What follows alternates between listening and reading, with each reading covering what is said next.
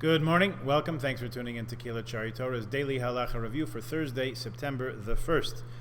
In the sounding of the shofar before the Musaf service, the Shvarim and the Trua sound should be blown in one breath. Therefore, the prompter, the Makri, the one who's calling out the notes for the shofar blower to sound, should pronounce them at the same time. So you'll hear him, if you listen carefully, sort of whispers them, he'll say, Shvarim Teruah.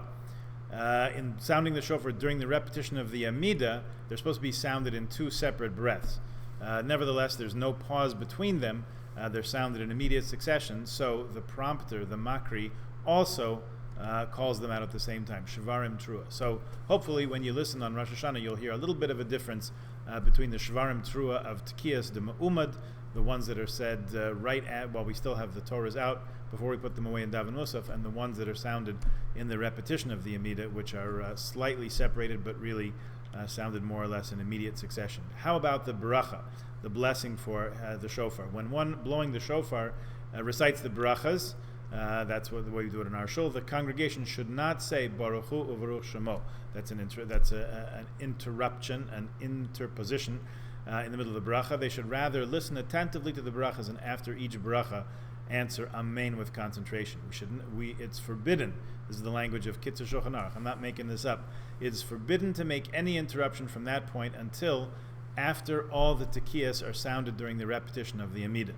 Therefore, the shamas should not announce silence please during the services, even if he usually does that at other times. So, most important, since the blessing, the bracha lishmoa kol shofar, to hear the sound of the shofar, carries over not just from the shofar sounds that are sounded before we put the Torah away, when we're all standing there right at the end of Torah reading, and it should continue through the shofar sounds that are sounded in the repetition of the Amida, which goes on for a good bit of time.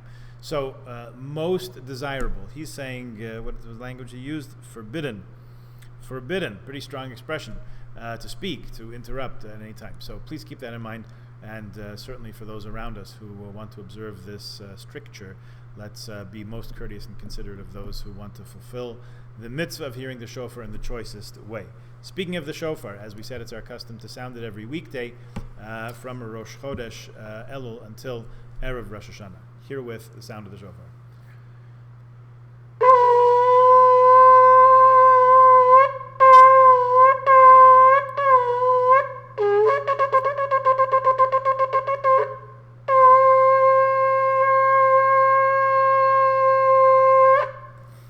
Have a good day.